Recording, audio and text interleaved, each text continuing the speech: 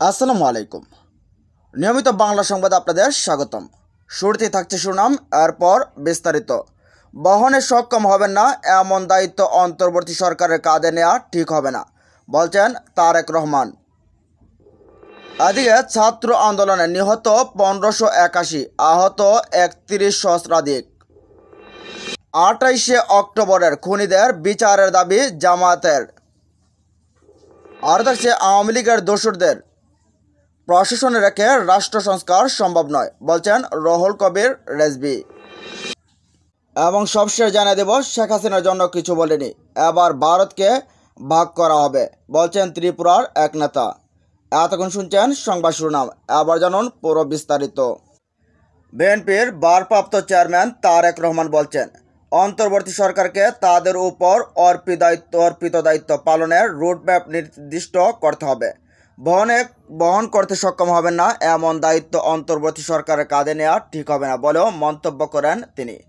এ সময় তিনি নেতাকর্মীদের উদ্দেশ্যে বলেন, জনগণের প্রত্যাশা অনুযায়ী ভবিষ্যৎ প্রজন্মের জন্য নিরাপত্তা ও বৈষম্যহীন বাংলাদেশ গড়ার কাজ আমাদের হাতে নিতে হবে।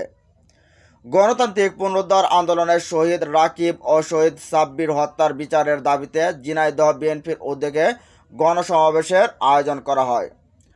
প্রধান অতিথির বক্তব্যের আগে বৃষ্টি নামে সংক্ষেপে কথা শেষ করে নিজের অসমাপ্ত কথাগুলো পরে এক সময় ঝিনাইদহের মানুষকে বলবেন বলে প্রত্যয় ব্যক্ত করেন তারেক রহমান। তারেক রহমান বলেন, স্বৈরাচার মুক্ত বাংলাদেশে আকস্মিকভাবে সৃষ্ট শূন্যতা পূরণের জন্য একটা অন্তর্বর্তীকালীন সরকারের কোনো বিকল্প ছিল না, সেটা আমরা সবাই জানি। আসঙ্গত কারণে তাদের প্রতি আমাদের সমর্থন সেদিনও ছিল, আজও আছে। তাদের প্রতি আমাদের আস্থাকে প্রশ্নহীন রাখার চ্যালেঞ্জ তাদেরই নিতে হবে।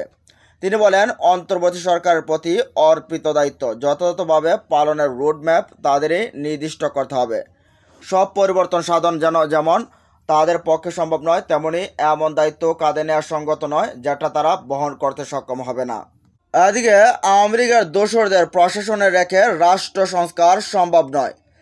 প্রশাসনে আওয়ামী সরকারের দোসরদের রেখে রাষ্ট্র সংস্কার সম্ভব নয় বলে মন্তব্য করেছেন বিএনপির সিনিয়র যুগ্ম মহাসচিব অ্যাডভোকেট রুহুল কবির রেজভী। দুপুরে রাজধানীর দক্ষিণ খানে বৈষম্য বিরোধী ছাত্র আন্দোলনে পুলিশের গুলিতে নিহত শহীদ জাহিদুজ্জামান তানবীরের স্মরণে আয়োজিত সভায় এমন মন্তব্য করেন তিনি। রেজভী বলেন, জুলাই আগস্ট আন্দোলনে সারা দেশে প্রায় 2000 লোকের জীবন কেড়ে নিয়েছে ফ্যাসিস্ট হাসিনার সরকার। সেই আওয়ামী লীগের দোসররা এখনও প্রশাসনে রয়েছে। যারা হাসিনাকে রক্ষা করতে গিয়ে সাধারণ মানুষের উপর গুলি করে চালিয়েছেন, তারাই ক্ষমতায় রয়ে গেছে। তাই ফ্যাসিস্ট সরকারের দোসরদের সরকারের বিভিন্ন পদ থেকে অপসারণের অন্তর্বর্তী সরকারের কাছে দাবি জানান বিএনপির এই জ্যেষ্ঠ নেতা।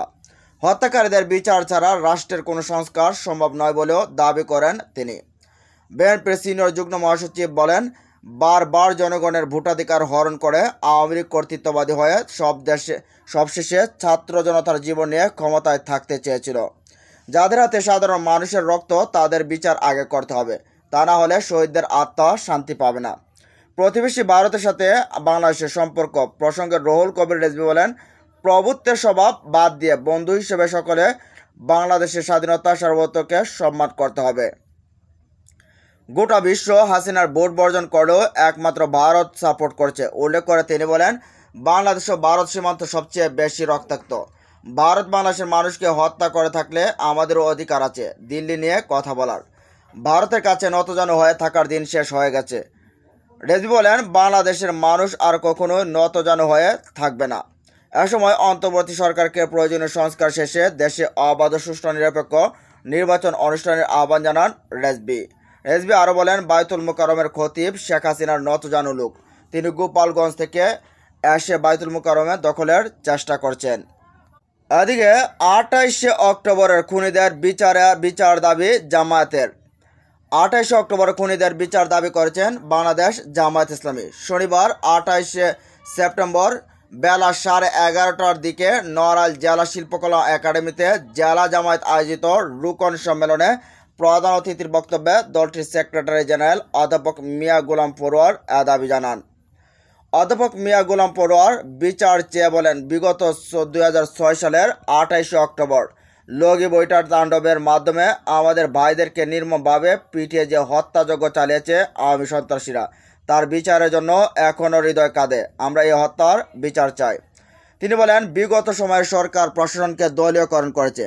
প্রশাসনের ভেতরে ঘাপটি মেরে থাকা আওয়ামী লীগ দালালদেরকে চিহ্নিত করে অপসারণ এবং অবিলম্বে বিচারের মুখোমুখি করতে হবে। সীমাহীন লুটপাটের মাধ্যমে তারা দেশের অর্থনীতিকে ধ্বংস করে দিয়েছে।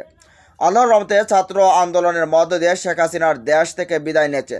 ফলে বাংলাদেশে 18 কোটি মানুষ মুক্তি পেয়েছে। মহান আল্লাহ আমাদের মুক্ত বাতাসে 16 বছর পরে কথা বলার সুযোগ দিয়েছেন। এজন্য মহান আল্লাহর দরবারে লাখো কোটি শুকরিয়া জানাই।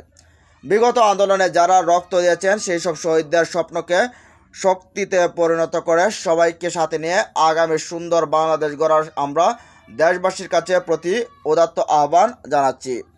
সম্মেলনে বিশেষ অতিথির বক্তব্যে জামায়াত ইসলামের কেন্দ্রীয় নির্বাহী পরিষদের সদস্য যশোর কুষ্টিয়া অঞ্চল পরিচালক মুবারক হোসেন বলেন, 5 আগস্টের স্বাধীনতার পর সারা বাংলাদেশে জামায়াতে ইসলামের জন্য পরিবেশ সৃষ্টি হয়েছে। পরবর্তীতে পরিস্থিতি বাংলাদেশের মানুষ জামায়াত ইসলামীকে দেশ পরিচালনার দায়িত্ব দিতে প্রস্তুত রয়েছে।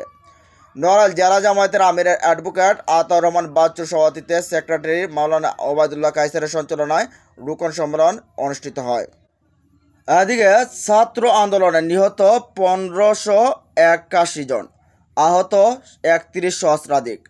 বৈষম্য বিরোধী ছাত্র আন্দোলনের নেতৃত্বে জুলাই গণ অভ্যুত্থানের শহীদের তালিকা প্রকাশ করেছে স্বাস্থ্য বিষয়ক উপকমিটি। সর্বশেষ তথ্যমতে সারা দেশে মোট 1581 জন নিহতের খবর প্রকাশ করেছে এ কমিটি। শনিবার 28 সেপ্টেম্বর বিকেল 3:30টায় ঢাকা বিশ্ববিদ্যালয়ের ছাত্র শিক্ষক কেন্দ্রের অডিটোরিয়ামে স্বাস্থ্য উপকমিটির নাগরিক কমিটি সহ অংশীজনদের আয়োজিত সংবাদ সম্মেলনে এ তথ্য জানানো হয়।